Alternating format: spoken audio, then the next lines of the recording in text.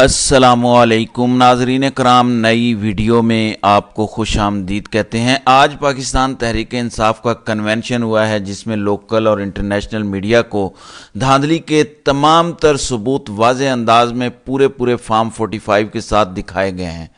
تحریک انصاف نے الیکشن میں دھاندلی کے دعووں کو بھی ایک سائنس میں تبدیل کر دیا ہے۔ اب آئندہ کبھی بھی کوئی دھاندلی کے الزامات نہیں لگا سکے گا جب تک اس کے پاس اتنے واضح ثبوت نہیں ہوں گے جتنے 2018 کے الیکشن کو متنازع بنانے کی کوشش کی جاتی ہے۔ لیکن نون لیگ آج تک ایک بھی سیٹ، ایک بھی حلقے کا نہیں بتا سکی کہ کس حلقے میں فوج نے عمران خان کو جتایا تھا۔ دوسری طرف تحریک انصاف 45 حلقوں کو، جن کے تمام لوگ وہاں موجود ہیں، ان کے فارم 45 موجود ہیں، ان کے ساتھ سامنے آ چکی ہے۔ اگر آپ صرف 90 میں 45 ایڈ کریں تو تحریک انصاف کو سادہ اکثریت حاصل ہو جاتی ہے، اور باقی کچھ کمپائلیشن رہ گئی ہے حلقوں کی، وہ بھی کر کے تحریک انصاف کا دعویٰ ہے کہ تقریباً 80 سے 90 سیٹوں پر دھاندلا کیا گیا ہے۔ ظاہر ہے کہ اگر ان کے پاس 80% فارم 45 ہیں اور اس میں وہ جیت رہے ہیں اور واضح جیت رہے ہیں، تو باقی 20% میں کیسے ہار سکتا ہے کوئی؟ یا تو ہوتا کہ شروع کا رزلٹ ہو، آپ جیت رہے ہیں، وہ بعد میں بدل دیا جائے۔ 80% میں آپ کی 50 ہزار کی لیڈ ہے، تو آخری 20% میں کیسے آپ 20 ہزار کی لیڈ سے ہار جاتے ہیں؟ تحریک انصاف کے پاس ثبوت موجود ہیں، لیکن ظاہر ہے کہ جب آپ اسلام آباد ہائی کورٹ جاتے ہیں تو وہ واپس الیکشن کمیشن بھیجتے ہیں، اور الیکشن کمیشن لمبی تاریخیں دے رہا ہے، اور اس کے بعد بھی وہاں سے کوئی پازیٹیو فیصلہ مجھے نظر نہیں آ رہا۔ پھر ٹریبیونلز بن جائیں گے اور معاملات ادھر چلیں گے، معاملات لٹکے رہیں گے۔ تو تحریک انصاف نے انوویٹو طریقہ نکالا ہے کہ عالمی میڈیا اور لوکل میڈیا کے سامنے سب کچھ رکھ دیا جائے، ثبوتوں کے ساتھ رکھ دیا جائے، پورے پلندے فارم 45 کے میڈیا کے سامنے حوالے کیے جائیں کہ آپ یہ خود دیکھ لیں ان کی کاپیز۔ تحریک انصاف کا فارم 45 جعلی ہو سکتا ہے، لیکن کیا باقی جماعتیں بھی جو تحریک انصاف کو اپنے فارم 45 دے رہی ہیں وہ بھی جعلی ہیں؟ تو ان کے لیے دھاندلی چھپانا بہت مشکل ہو گیا ہے۔ اس کے باوجود نون لیگ اور اس کے سہولت کار ڈٹے ہوئے ہیں، جیسے شیطان ڈٹ گیا تھا اور اس نے کہا تھا کہ میں تو نہیں ماننے والا، اور پھر اس کو بینش کر دیا گیا، اس کو خبر دے دی گئی کہ تم اور تمہارے پیروکار جہنمی ہیں۔ اس کے باوجود وہ ڈٹا رہا اور توبہ کرنے کا کبھی اس نے سوچا بھی نہیں۔ اسی طرح نون لیگ اور اس کے سہولت کار بھی ڈٹے ہوئے ہیں شیطان کی طرح۔ دیکھیں، اگر کوئی بھی سیکرٹ ایجنسی، یہ میں آپ کو ایک جنرل بات بتانے لگا ہوں کہ دنیا کی کوئی بھی سیکرٹ ایجنسی اپنا پروجیکٹ تب تک جاری رکھتی ہے جب تک وہ خفیہ رہ سکے۔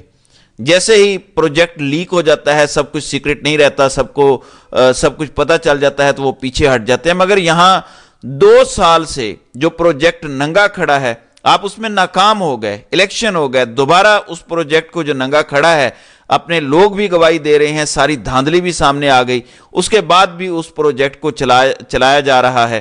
یہ ناکامی کی نشانی نہیں ہے، یہ ناکام ترین ہونے کی نشانی ہے جو پاکستان کے لیے لمحہ فکری ہے۔ اور میں بہت پریشان ہوں کہ اگر پروفیشنلزم اتنا لو ہے، یہ بہت لو پروفیشنلزم کی نشانی ہے کہ آپ ایک خفیہ ایجنسی ہوں، آپ کا سارا منصوبہ پوری دنیا کے سامنے لیک ہو جائے۔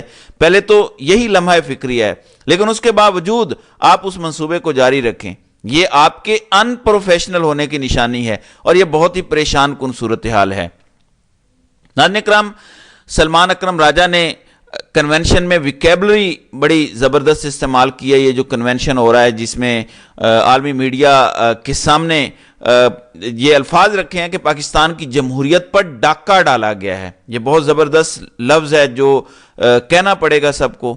مغرب کو دھاندلی سے اتنا فرق نہیں پڑتا، جب آپ لفظ جمہوریت پر ڈاکے کی بات کریں گے اور پاکستان میں جمہوریت کی ڈیتھ کی بات کریں گے، death of the democracy in Pakistan due to this rigging, یہ بڑا امپورٹنٹ جملہ ہے جو آپ نے بولنا ہے، کیونکہ ابھی کل ہی اکانومسٹ کا جو انٹیلیجنس یونٹ ہے اس نے پاکستان کو ایک آمریت کا درجہ دے دیا ہے، یعنی یہاں پہ جمہوریت نہیں ہے، پاکستان میں آمریت ہے اس وقت، یعنی مارشل لا لگا ہوا ہے پاکستان میں۔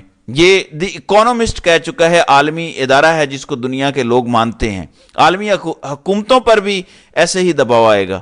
تحریک انصاف مضبوطی سے کھڑی ہے اور اپنے سارے ان لوگوں کو جو یہ دعویٰ کر رہے ہیں کہ ہمارے پاس فارم 45 موجود ہیں، انہیں بلا لیا ہے اس کنونشن میں۔ نون لیگ کے پاس بڑا زبردست موقع ہے، इसी कन्वेंशन में अपने फॉर्म 45 लेकर आ जाएं, मीडिया मौजूद है, इंटरनेशनल मीडिया मौजूद है, उसके सामने रख दें और कहें कि हमारे पास तो ये है, दूध का दूध और पानी का पानी हो जाएगा। लेकिन नून लीग को जैसे ही आप फॉर्म 45 की बात करते हैं, उन्हें फिट्स पड़ना शुरू हो जाते हैं, दांत उनके आपस में दब जाते हैं, जुबान उनकी कट जाती है, मुंह से रालें टपकना शुरू हो जाती हैं और फिर घराना शुरू कर देते हैं। मसला क्या है? मसला यह है कि सियासत खत्म हो चुकी है और धांधली इतनी नंगी की गई है कि सबूत सारे सामने हैं। इसमें अब एक ही तरीका है नून लीग के सर्वाइवल का, जो उन्हें नजर आ रहा है कि तहरीक इंसाफ को फिर से तुन के रख दो। अगर आप लोगों को यह लगता है कि आप खामोशी से घरों में बैठ जाएंगे और बच जाएंगे, मैं आपको बता रहा हूं, यह तहरीक इंसाफ का वजूद खत्म करने की अब कोशिश करेंगे। इत्तलाआत ये आ रही हैं कि राना सनाउल्लाह ने एक बार फिर अपना कांधा नादीदा कुव्वतों को पेश कर दिया है। जैसे पहले 2 साल राना सनाउल्लाह का कांधा इस्तेमाल करके नादीदा कुव्वतें तहरीक इंसाफ को तोड़ती रहीं, जुल्म करती रहीं, जबर करती रहीं और नाम इस्तेमाल होता रहा कि हकीम राना सनाउल्लाह सब कुछ कर रहा है। राना सनाउल्लाह की औकात ये सब करने की नहीं है, उसके पे ग्रेड से बहुत ऊपर की चीजें हुई हैं। तो एक बार फिर राना सनाउल्लाह ने अपना कांधा फराहम करने का फैसला किया है और यह फैसला कर रही है नून लीग। अभी तक जो इत्तलाआत हैं, कन्फर्म तो ऐसी चीजें बाद में होती हैं, कि मरियम नवाज को वजीर आला पंजाब बनाएंगे और गवर्नर पंजाब राना सनाउल्लाह को बनाएंगे, ताकि तहरीक इंसाफ को पंजाब में तुन के रखा जाए, दीवारों में चुनवा दिया जाए। वही सब कुछ चलता रहे कि लाहौर जैसे शहर में किसी तहरीक इंसाफ का झंडा किसी को उठाने की इजाजत नहीं, बाहर निकलने की इजाजत नहीं, पुरअमन तरीके से अपने मोटरसाइकिल पर झंडा लहराने की इजाजत नहीं, कोई एहतजाज, कोई रैली करने की इजाजत नहीं। तो मंसूबे इनके ये हैं। इतना खुला धांधला हुआ है, इतना नंगा धांधला हुआ है कि 2018 से अभी तक का आप मुवाजना कर लें कि जब इमरान खान हक पे था तो वो तब भी कहते थे कि आएं आप धरना करने, फजल रहमान को आने दिया, बल्कि शेल्टर प्रोवाइड किया, खाना दिया, उनको हर तरह की सहूलत दी। साथ ये भी इमरान खान ने कहा कि आप जो हल्के कहते हैं हम खोलने को तैयार हैं। दिल में चोर नहीं था, पता था कि मैं अवामी मकबूलियत से आया हूं। ये इमरान खान को नहीं पता था कि उनकी सीटें पहले भी छीनी गई 2018 में।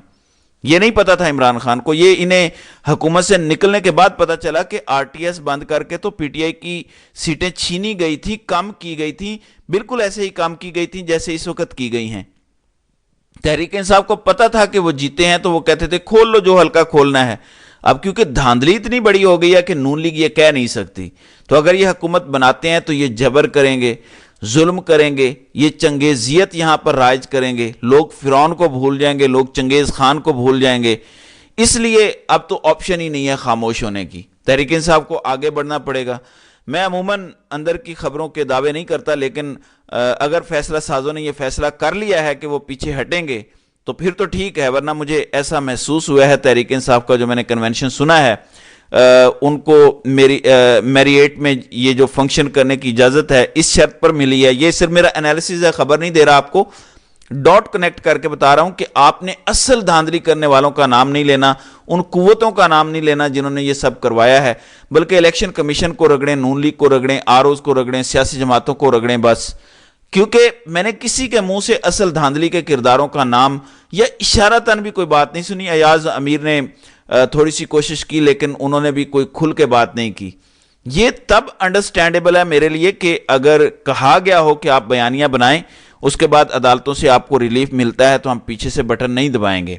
अगर तो ये तय हो गया है फिर तो ठीक है, वरना अवाम ने जाने दी हैं, अवाम अभी मजीद सख्तियां बर्दाश्त करेगी। हजारा लोग जेलों में हैं जिनके खानदान रुल गए हैं, और ये करने वाली नून लीग नहीं है, ये करने वाला इलेक्शन कमीशन नहीं है, ये करने वाले आरओज भी नहीं है। अगले पीछे हटने को तैयार नहीं है तो आपको भी पीछे हटना नहीं चाहिए। गोलाबारी दोनों तरफ से बंद होगी तब मसला हल होगा। वो ये नहीं कह सकते कि हम आपके लीडर्स को गोलियां भी मरवाएंगे, हम आपके लीडर पर जाली मुकदमात बना के जेल में भी डालेंगे, हम आपके लीडर की शादी तक तोड़वाने की कोशिश करेंगे, उसके निकाह तक को नाजायज करार देंगे, लेकिन उसके बाद भी वो कहें कि गोलाबारी आपकी तरफ से बंद होगी पहले। ये बिल्कुल जायज नहीं है। कुछ लोगों को मैं देख रहा हूं जो कह रहे हैं कि सोशल मीडिया पर तहरीक इंसाफ इदारों के खिलाफ ये बंद करवाए, तो फिर दूसरी तरफ से कुछ शायद हो। तहरीक इंसाफ किसी के खिलाफ कुछ नहीं करवा रही। अब तक इन अक्ल के अंधों को नहीं समझ आ रही कि 80 से 90% अवाम इमरान खान के साथ है। वो सब बोल रहे हैं, अपनी जितनी भी कैपेसिटी है उनकी, वो बोलना उसी दिन बंद कर देंगे जिस दिन इदारे अपने डोमेन में वापस चले जाएंगे। اور عوام کا مینڈیٹ تسلیم کر لیں گے، اسی دن گولہ باری بند ہو جائے گی عوام کی طرف سے۔ عوام کا دماغ خراب ہے کہ اداروں کے بارے میں بات کریں۔ پاکستانی نوجوانوں کو ویلنٹائنز ڈے بھول گیا ہے۔ میں نے جب سے ٹویٹر جوائن کیا ہے پہلی بار پاکستان میں ویلنٹائنز ڈے کا ایک بھی ٹرینڈ نہیں بنا۔ یہ فرسٹ ٹائم ایور میں نے دیکھا ہے۔ نوجوان نسل کو ویلنٹائنز سے ہٹا کے عمران خان نے سیاسی بنا دی ہے۔ یہ پاکستان کی عام عوام ہے، یہ سمجھنے کی کوشش کریں۔ نوجوان اس ملک کے یک زبان ہیں کہ ہمارا مینڈیٹ واپس کرو۔ اب بند کمروں میں بیٹھے ہوئے بابوں کو یہ بات سمجھ نہیں آ رہی۔